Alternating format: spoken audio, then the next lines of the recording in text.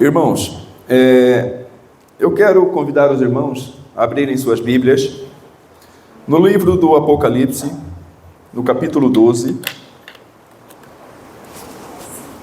No livro do Apocalipse, no capítulo 12.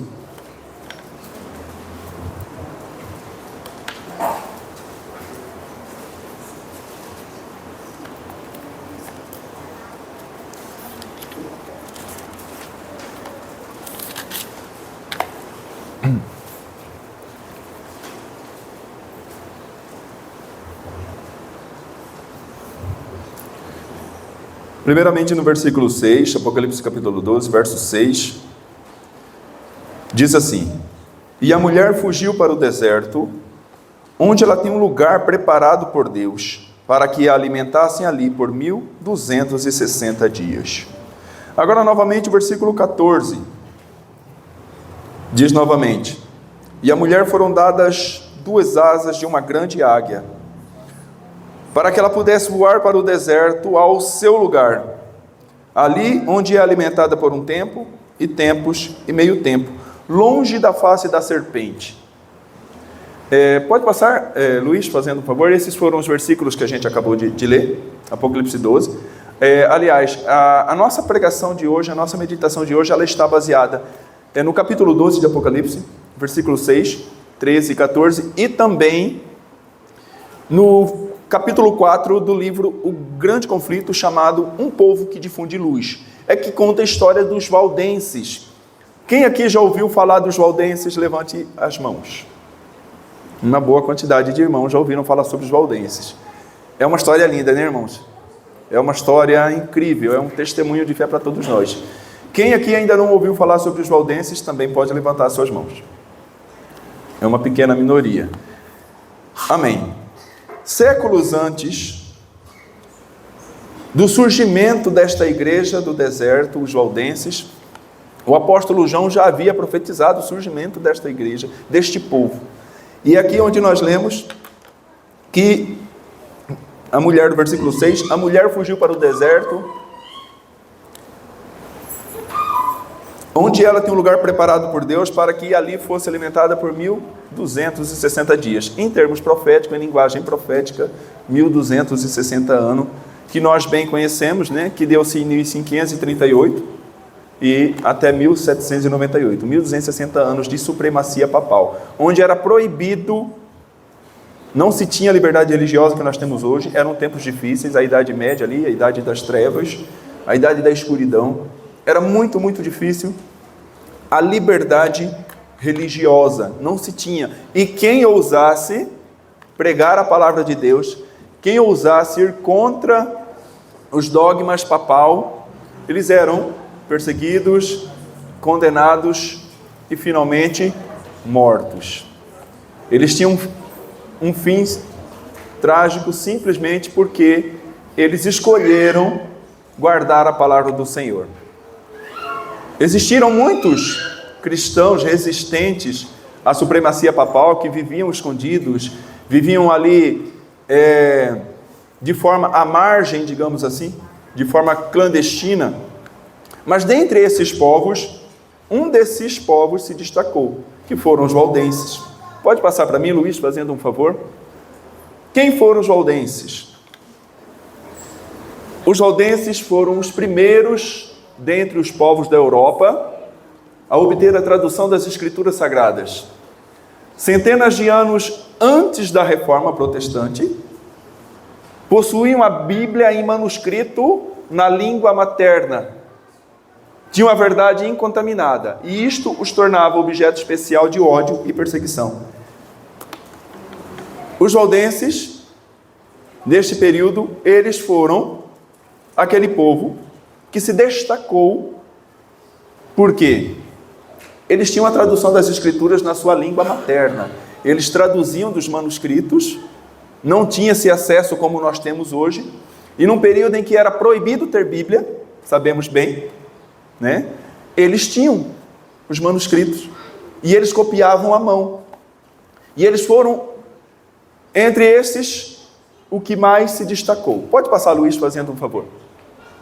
E como eram essas igrejas valdenses? Uma coisa que me chamou muita atenção. A igreja dos valdenses, porque eles eram organizados em igrejas, em comunidades, nós vamos ver daqui a pouco. Eu achei muito interessante isso que diz assim: as igrejas valdenses, em sua pureza e simplicidade, assemelhava-se à igreja dos templos apostólicos. Vejam bem, irmãos, na Idade Média, num período de perseguição papal, existia um povo, os valdenses, que em sua pureza de fé, doutrina, firmeza de caráter, eles eram semelhantes àquela igreja pura dos templos apostólicos. Passa para mim, Luiz, fazendo um favor. E como viviam, quem eram esses valdenses? Vamos conhecer um pouco mais sobre esses valdenses. Diz assim: dentre os que resistiram o cerco cada vez mais apertado do poder papal, os valdenses ocuparam, é o que eu tinha dito agora há pouco, ocuparam uma posição de destaque, proeminente. A falsidade e a corrupção papal encontraram a mais decidida resistência na própria terra em que o Papa fixara a sua sede. Uma outra tradução diz assim, em que o Papa fixou o seu trono, na Itália, Roma. Durante séculos, as igrejas do Piemonte mantiveram-se independentes, mas afinal chegou um tempo em que Roma insistiu em submetê-los. Então, durante tempo, a igreja dos valdenses, os valdenses, eles resistiram bravamente a toda essa perseguição papal. E eles ocupavam posição de destaque. Ali nos vales do Piemonte, na própria Itália, onde o papado fixara o seu trono, foi onde o Papa encontrou a maior resistência. Que irônico, né, irmãos? Justamente na Itália, ali, foi onde o Papa, o poder papal, encontrou maior resistência, porque, reforçando, era proibido a liberdade, não tinha essa liberdade religiosa. Eram todos obrigados a seguirem os padrões e dogmas papais. Mas, por incrível que pareça, foi justamente ali na terra, onde o papado fixara o seu trono, foi que existia um grupinho, um pequeno povo, que resistiu. E este pequeno povo ali, debaixo das barbas da serpente, eles tinham a sua própria tradução bíblica, eles traduziam dos seus manuscritos, a gente vai ver daqui um pouco mais. E quem eram e como eles viviam? Pode passar, Luiz, fazendo um favor. Como é que eles viviam? Como o hino que a gente cantou, né? Os versículos que a gente leu agora de Apocalipse também. Por trás dos elevados baluartes das montanhas, em todos os tempos, refúgio dos perseguidos e oprimidos, os valdenses encontraram esconderijo. Ali conservou-se a luz da verdade a arder por entre as trevas da Idade Média. Ali, por durante 1000 anos, testemunha da verdade, mantiveram a antiga fé. Durante 1000 anos, que perseverança, né? Durante 1000 anos, um pequeno povo, a igreja do deserto, aquela que foi profetizada em Apocalipse capítulo 12, versículo 6, e também o versículo 14, né, que a gente leu. Durante 1000 anos, a igreja do deserto, o povo valdense, foi um povo que resistiu. E eles encontraram abrigos aonde? Por trás das montanhas. Eles fugiram para as montanhas, longe da face da serpente. E que coisa interessante, irmãos, mesmo dentre as dificuldades, Deus trabalha para educar os seus filhos. Muito certamente ali foi um lugar de refúgio, como nós lemos, aonde eles podiam estar muito mais próximos da conexão com Deus. Os seus filhos sendo criados na natureza, tendo contato com a agricultura, vendo aquelas florestas, as montanhas, eles estavam em contato íntimo com Deus. Pode passar, Luiz, fazendo um favor. Coisa interessante agora. Eles tinham princípios, eles tinham rigor na educação dos seus filhos. E como era a vida dos valdenses na educação dos seus filhos? Passa para mim, Luiz, fazendo um favor. Desde a mais tenra infância, os jovens eram instruídos. Desde quando? Desde pequenininho, desde a mais tenra infância. Os jovens valdenses, os seus pais e mães, os instruíam nas Escrituras e ensinava-lhes a considerar santos os requisitos da lei de Deus. Ponto aí, a propósito. Os valdenses, pelo menos esses, os quais nós estamos estudando, eles eram guardadores dos 10 mandamentos, especialmente o 4º mandamento, o sábado de Deus. Era um povo que tinha a verdade incontaminada, como nós lemos no início. Estes jovens filhos eram instruídos desta maneira. Continuando. Sendo raros os exemplares das Escrituras Sagradas, eram suas palavras preciosas, ou preciosas palavras, confiadas à memória. Muitos desses jovens, olha só que coisa importante, irmãos, muitos desses jovens eram capazes de repetir longas porções, tanto do Antigo como do Novo Testamento. Amém. Vejam só que isso, como era a educação desses jovens. Esses jovens, desde pequenininho, irmãos, eles eram educados nas Escrituras e muitos deles eram capazes, aptos a repetir longas porções das Escrituras, tanto do Novo como do Antigo Testamento. Por quê? Eram raros os exemplares das Escrituras.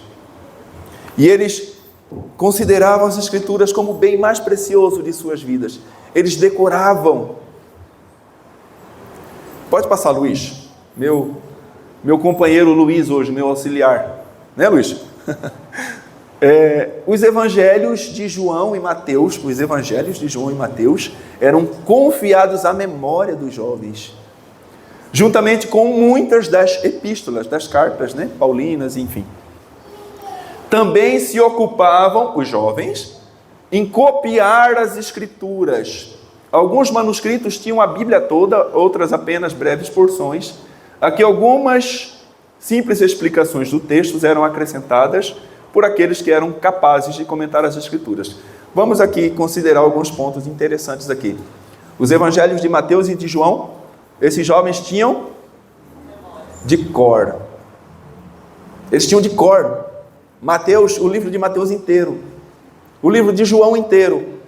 Então, como que não era a intimidade desses jovens com a Bíblia, hein? Muitos deles podiam repetir longas porções, tanto do Novo como do Antigo Testamento. E eles copiavam à mão esses manuscritos, porque eram raros os exemplares da Bíblia. Eu acho que ainda não cheguei ainda na parte que eu quero destacar daqui a pouco, como é que eles faziam essas cópias. E eles tinham guardado em sua mente o Evangelho de Mateus, João e algumas partes das epístolas também. E uma outra parte aqui também, muitos desses manuscritos continham a Bíblia inteira, do Antigo ao Novo Testamento, ou então alguns manuscritos, apenas porções da Bíblia, seguida de algumas explicações, por aqueles que tinham o dom de explicar, a capacidade do ensino, né? E eu me lembro dessa segunda questão aqui sendo dita, dos folhetos, né? Então, ou seja, que hoje em dia quase já não tem mais também, né? Advindo a tecnologia da internet, os panfletos e folhetos ficaram obsoletos, as quais eu particularmente não concordo muito. Eu acho que mesmo tendo a internet, folhetos, panfletos, ainda são ferramentas, né, que colaboram, que cooperam para o avanço da causa. Hoje já não sei, o diretor missionário aqui, se eu estiver enganado me corrija, já não temos mais, né, como antigamente, né? A gente chegava ali para o diretor missionário, eu quero tantos panfletos, tantos folhetos, tantos estudos. Está um pouco difícil agora. Mas eles tinham isso, e eles guardavam na memória esses versículos. Passa mais um, Luiz, deixa-me ver só. Aqui, interessante. Todas essas citações são do Grande Conflito, tá? Como eu disse para vocês, baseado no capítulo 4 do Grande Conflito. Diz essa citação aqui do texto inspirado. Mediante pacientes e incansáveis labores, por vezes nas profundas e escuras cavernas da terra, à luz de archotes, eram copiadas as Escrituras, versículo por versículo, capítulo por capítulo. Então, mediante incansáveis labores, fiquem imaginando aí na mente de vocês, irmãos, como eu imagino agora também, um povo sendo perseguido, em condições não muito agradáveis. Eles tinham que morar no alto das montanhas. Acredito eu também que as temperaturas ali não seriam das mais agradáveis, acredito, muito baixíssimas, em alguns casos.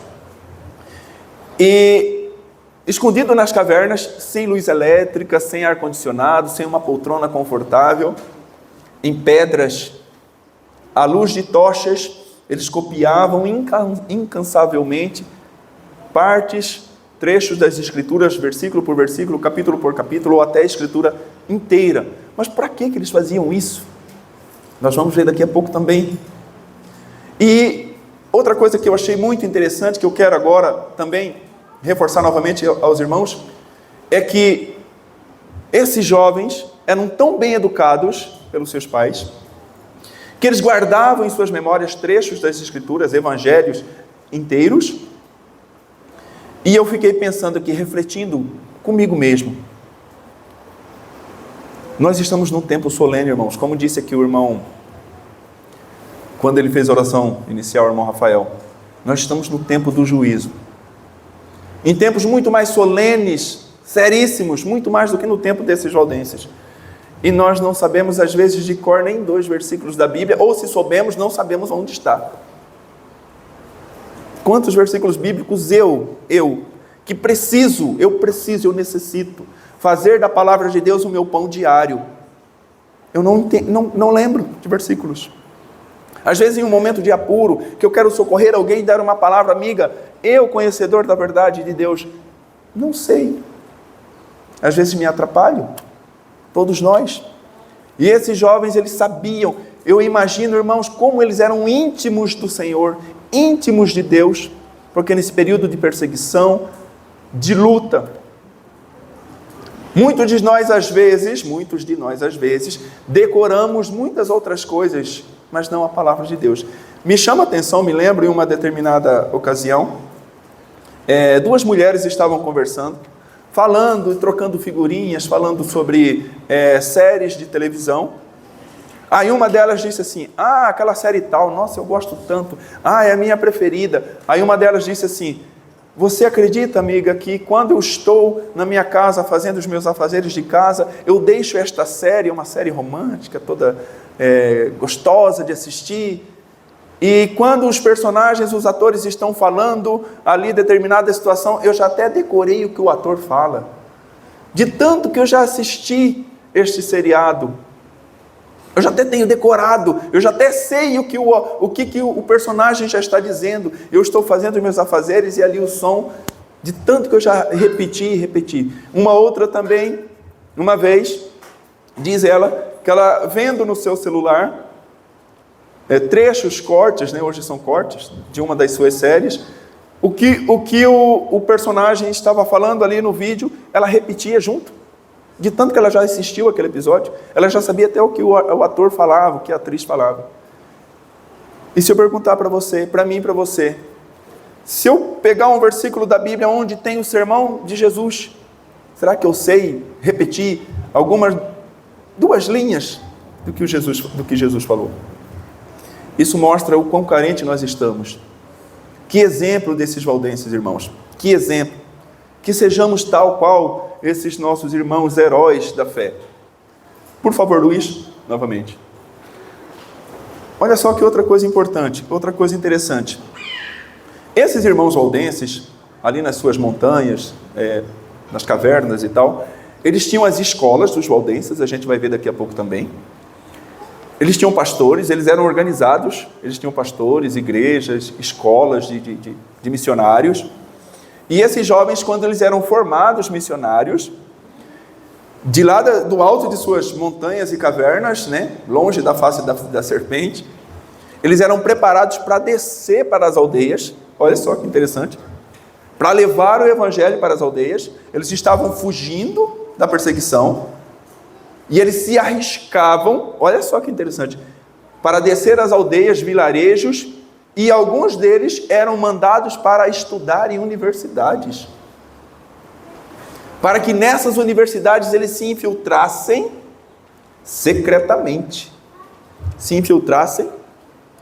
e evangelizassem nas universidades. Hoje, normalmente, a gente Quando fala de mandar um filho para a universidade, a gente já tem medo, né?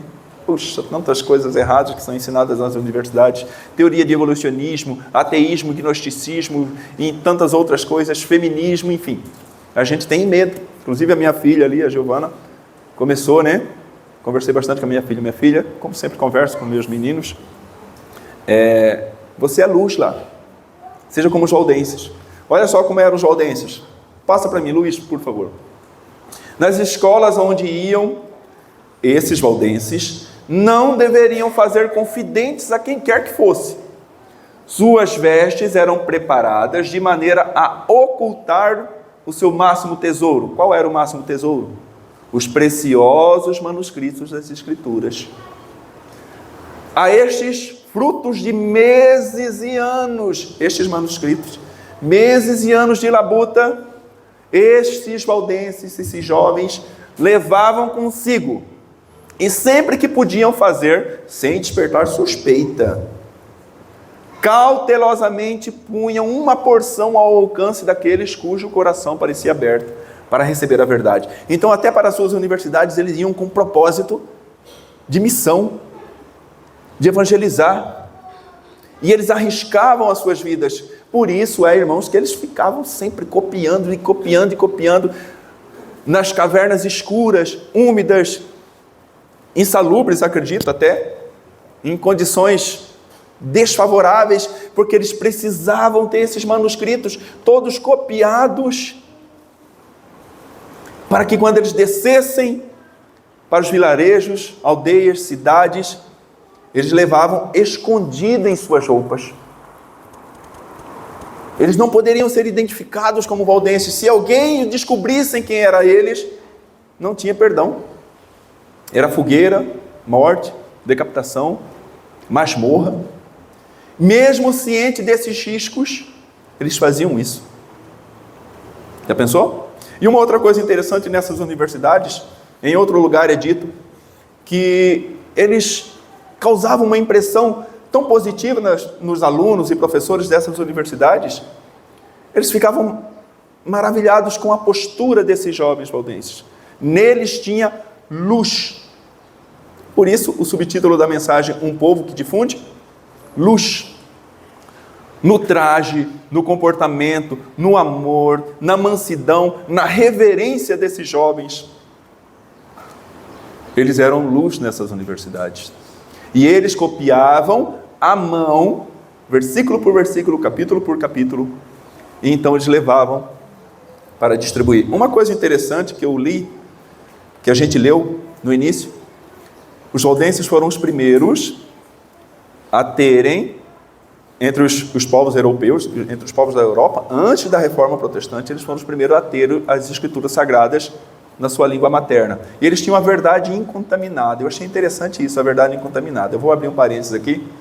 Muito provavelmente, ou certamente, nesses manuscritos bíblicos que os valdenses copiavam, a verdade incontaminada, creio eu, certamente, que se você fosse ler um desses manuscritos dos valdenses, por exemplo, algum versículo tal como Ageu 2, verso 7, muito certamente, nessa tradução dos valdenses você leria: e virá o desejado de todas as nações.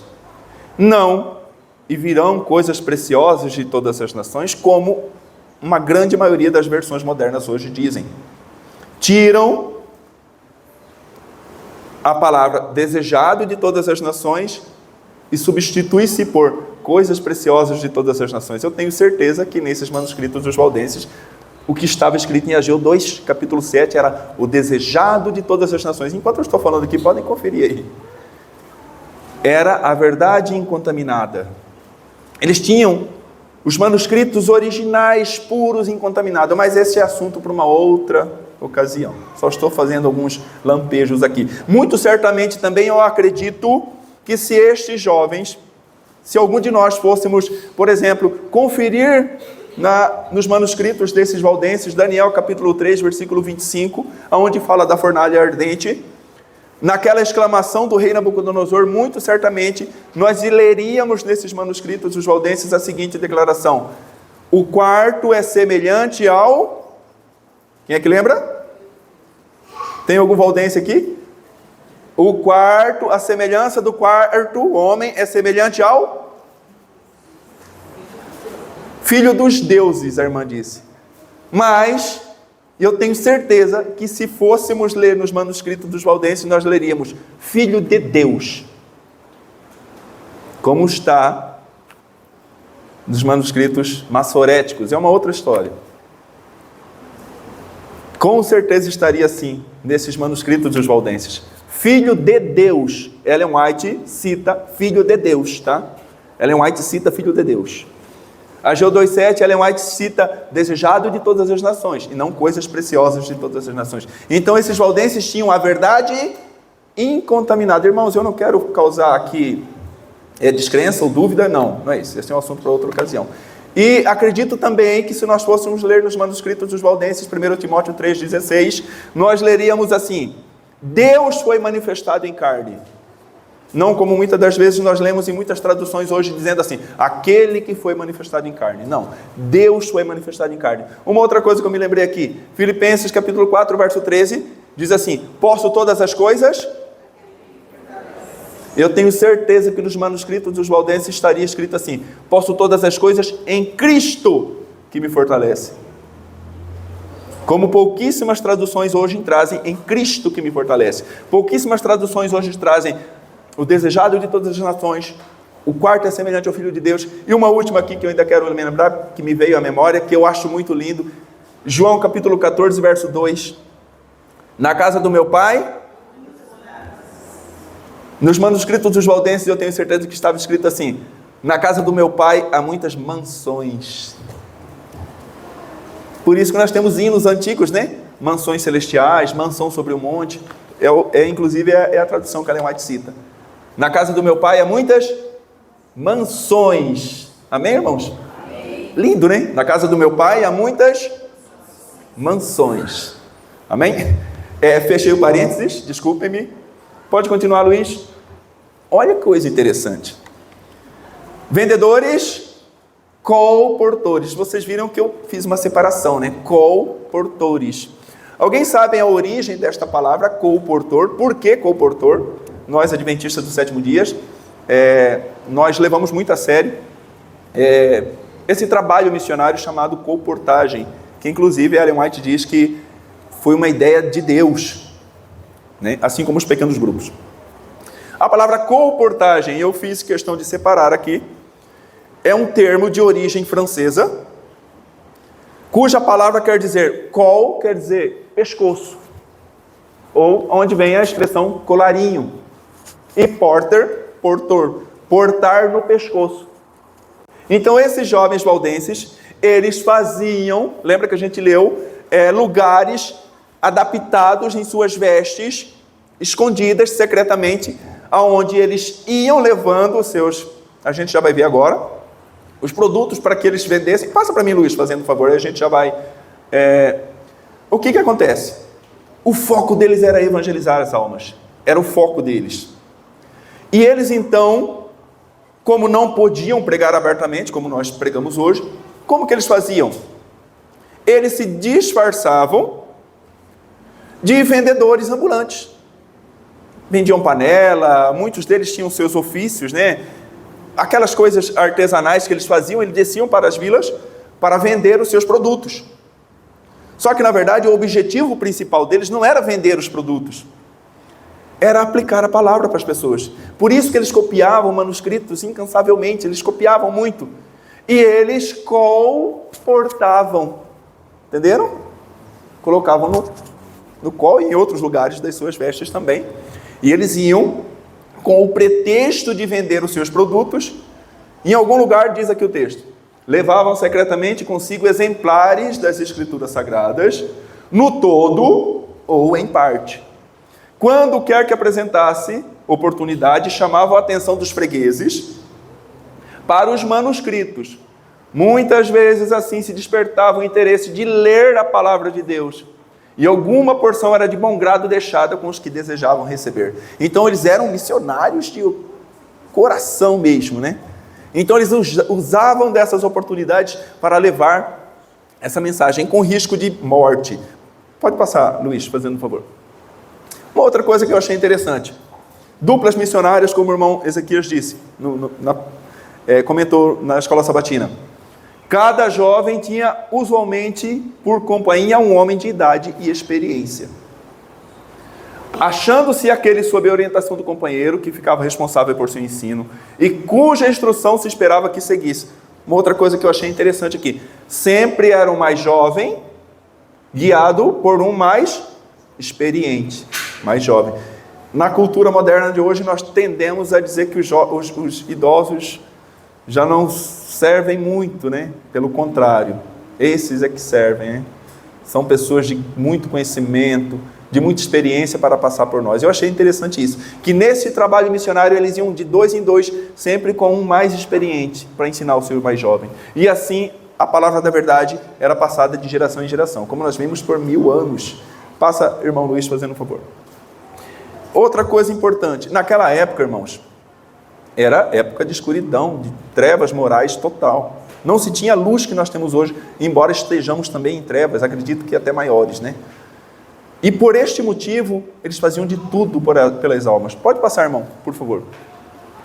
Os valdenses ansiavam por partir essas almas famintas o pão da vida, revelar-lhes a mensagem de paz das promessas de Deus e apontar-lhes a Cristo como única esperança de salvação. Única esperança de salvação. Eles tinham desejo. Vai ficando mais grave. Pode ir passando, irmão Luiz, fazendo um favor. Olha só que coisa interessante aqui. Agora eu quero chamar a atenção dos irmãos para isso. Esses jovens, homens de mais idade, experientes também, eles eram mandados como missionários, como colportores, eram mandados voluntariamente, e muitas das vezes nos lugares onde eles passavam, deixavam exemplares, todo ou parte das escrituras para aqueles que tivessem o coração aberto, e eles nunca mais eram vistos. Olha só, em muitos casos, não mais se via o mensageiro da verdade. Seguira para outros países, ou a vida se lhe consumia em algum calabouço desconhecido, ou talvez seus ossos estivessem alvejando no local que testificara a verdade. Vejam só, eles eram enviados em missão, até para outros países, diz Ellen White. Muitos deles iam descalços, com roupas, eles iam caminhando de país em país, e em lugares que eles passavam, muitas das vezes era a última vez que alguém os via. Por quê? Ou porque eles seguiam viagem, de cidade em cidade, de país em país, ou porque em algum momento eles eram pegos e presos. Nunca mais nem se tinha notícia. Muitos deles acabavam presos e mortos em calabouços, em masmorras, apedrejados, mortos, queimados vivos, mas eles não esmoreciam. Fé perseverante, né? Pode passar, Luiz, fazendo um favor. Mas a palavra que eles deixavam após si não poderiam ser destruída. Estavam a fazer a sua obra no coração dos homens. Os benditos resultados só no dia do juízo poderão ser revelados plenamente. Quando a gente estava preparando aqui esses slides, que foi a minha filha quem preparou e fez, eu pedi para ela colocar essa ilustração aqui, ó, dessa mão com uma tocha, né? Que simbolizando a tocha da verdade, que é passada de mão em mão e não se apaga, embora fiquem mártires pelo caminho. Almas morreram, como diz Apocalipse capítulo 12, se eu não me engano, deixa eu só ver aqui, já saí do Apocalipse, ali falando em Apocalipse, daqueles que venceram pelo sangue do Cordeiro e não amaram a própria vida até a morte. Esses eram os valdenses, assim, e passavam a tocha da verdade de mão em mão, de geração em geração. Amém? Amém. Passando, Luiz, fazendo um favor. Outra coisa interessante. Esses valdenses foram vítimas de cruzadas. Os irmãos sabem o que são cruzadas? Cruzadas eram que a igreja romana, né, promovia. Eles... Pode falar, irmã? Era uma perseguição civil. O poder papal dava poder à sociedade civil a troco de perdão de dívidas do Estado. Por exemplo, de repente, um cidadão ali, romano, eu tinha dívida com o Estado, alguma coisa, propriedade, multa, qualquer coisa, né? Algum crime que eu estivesse respondendo, enfim. Nas cruzadas, eles impunham para que esses civis, se eles matassem algum desses hereges valdenses, suas dívidas eram perdoadas com o governo. E olha só, apesar das cruzadas contra eles e da desumana carnificina que foram sujeitos, mesmo assim os valdenses continuavam a mandar seus missionários a espalhar a preciosa verdade. Eram perseguidos até a morte, contudo seu sangue regava a semente lançada, e esta não deixou de produzir fruto. Assim os valdenses testemunharam de Deus, séculos antes do nascimento de Lutero. Dispersos em muitos países, plantaram a semente da reforma. E deve ser levado avante até o final do tempo por aqueles que também estão dispostos a sofrer todas as coisas pela palavra de Deus e pelo testemunho de Jesus Cristo. Mesmo sendo ameaçados e tendo o risco de morrerem, eles não desistiam. Eu fico imaginando vocês aí, você que é pai e que é mãe, morando nas cavernas, escondidos nas montanhas, sabendo que lá embaixo está armada uma carnificina, uma perseguição terrível, e você tem que preparar o seu filho e dizer assim: vai meu filho, desce para a missão, desce, sabendo que este seu filho nunca mais poderia voltar, porque em algum momento ele poderia ser pego, morto, esquartejado, degolado, queimado, o que quer que fosse, do jeito que fosse. Vejam só, que coisa interessante, né? O tempo está urgindo, pode passar, Luiz, fazendo um favor. Tá. Eu quero mostrar para os irmãos aqui, eu trouxe algumas imagens para que vocês vejam. Vocês estão vendo essa casinha aqui? Esta aqui era uma escola dos valdenses. Eles estudavam aí eram formados jovens, nos montes do Piemonte, na Itália, em Torino, na Itália. Pode passar, irmão. Aí, um colégio valdense de Barba, em Torino, na Itália, né? Nos vales do Piemonte. Então tem até hoje lá, hoje atualmente virou-se um ponto turístico, né? Me parece que é isso. Pode passar, Luiz. Aqui, a entrada de uma das cavernas, onde eles eram escondidos, né? Pode passar, Luiz, também. Olha só que coisa interessante aqui também. Aqui era dentro de uma dessas escolas valdenses. Esta mesa de pedra aqui no meio, que vocês estão vendo, era onde eles se reuniam para estudar. Neste recipiente de vidro ali, é um exemplar da Bíblia, né? Que vocês podem ver ali. Pode passar, Luiz. Olha só, uma outra caverna ali. Eles viviam em condições realmente bem difíceis, né? Mas eram guerreiros valorosos, os valdenses foram valorosos. A propósito, me lembrei agora de um desses vídeos em que eu estava assistindo, pode voltar, Luiz, por enquanto. É isso aí. Em um dos vídeos em que o pastor Arilton Oliveira, ele comenta sobre os valdenses, ele diz assim, que houve um momento em que a perseguição papal, né, ora ficava um pouco mais branda, ora ficava mais intensa. Em uma dessas perseguições, o Papa fez a bula papal, né, as cruzadas, ordenando que se matassem todos esses hereges, cujo crime deles era unicamente guardar a palavra de Deus, né, e evangelizar outros. Formou-se então uma grande perseguição em uma dessas perseguições, contra os valdenses, e formou-se o exército de Roma para perseguir esses valdenses.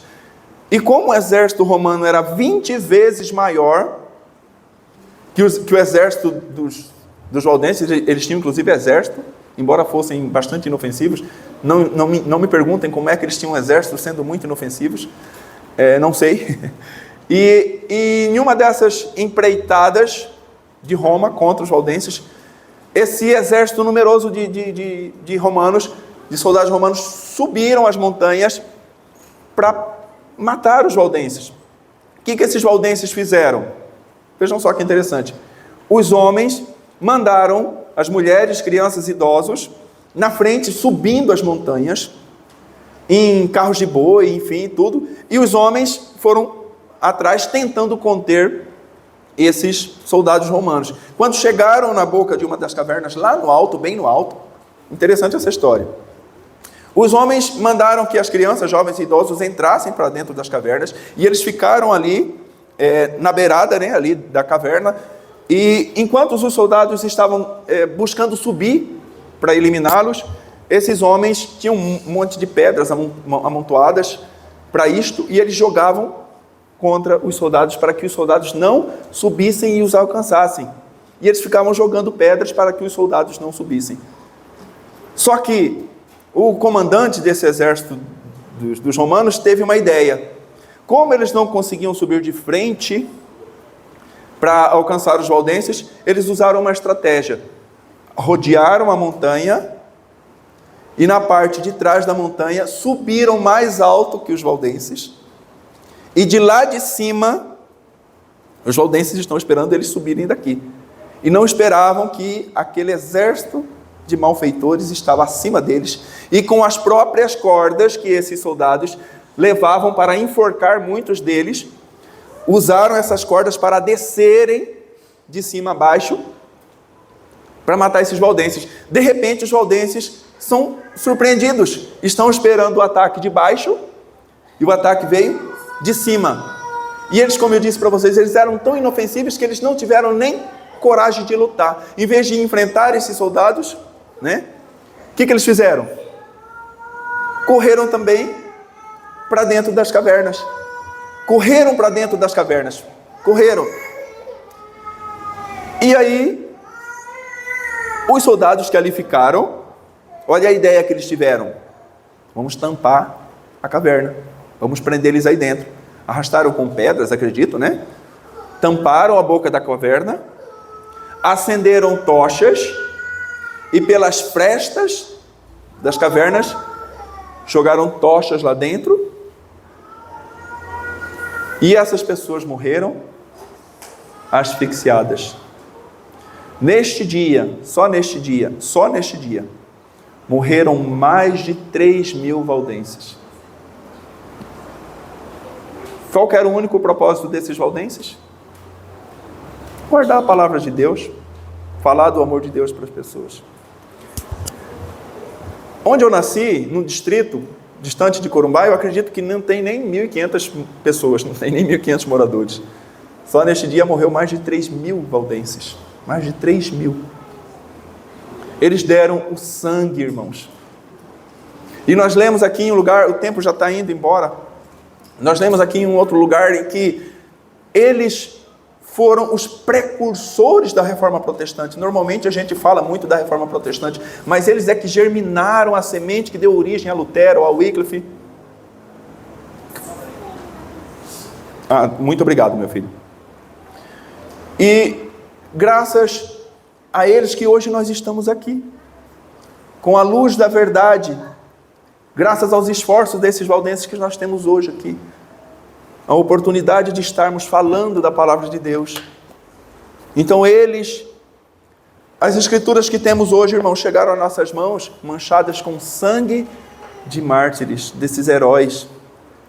Passa o último texto, Luiz, fazendo um favor, que diz assim: quanto o mundo deve a estes homens, a posteridade jamais saberá.